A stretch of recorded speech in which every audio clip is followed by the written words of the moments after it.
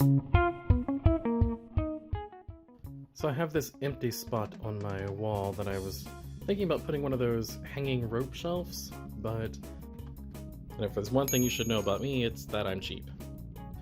So I decided I would make my own for less than $5. Here's how I did it.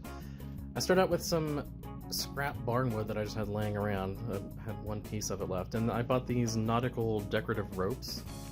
And of course I had help from the world's sweetest kitty. So I took the board out to my chop saw and I chopped it in half to get the length that I wanted, and I also chopped each end off so it was flush because they were kind of jagged on the ends a little bit.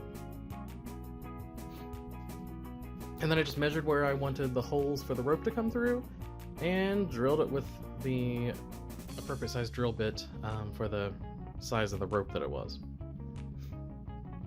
So then I just decided which board I wanted to be the top shelf and which one I wanted to be the bottom shelf, and I fed the rope through the holes that I had drilled on both sides of that end. One end of the rope went through one hole, the other end of the rope went through the other hole. Then it took a little coaxing to get them through. But once I had them through, I just made sure that the length of the rope sticking out of the top was the length that I wanted, because that's where it's going to hang down from the hooks I put in the wall. And then I made sure that my ropes underneath were also an even length as well, so that the shelf would hang correctly. And then I just flipped the board over and tied a knot right under the board, making sure that I cinched the knot up tight up against the bottom of the board, and that I kept my ropes at the same length because we want the shelf to hang evenly, not crooked. So I just repeated it with the other rope through the other hole.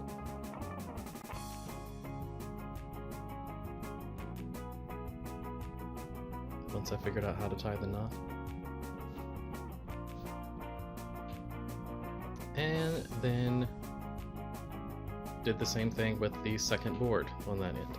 Now make sure that when you're putting your rope through, it goes through from the top of the board that you want to show to the bottom. So I flipped this one over so it would be coming down through the top. And I just fed it through once again. Made sure the shelf was at the height that I wanted, and then repeated the same process, tying the ropes at the same level, making sure that they were the same length. And then I just repeat with the second rope on the other end of the shelf. And then I just screwed a couple of cup hooks into the wall. I got a pack of 4 for 99 cents. And this was the final result.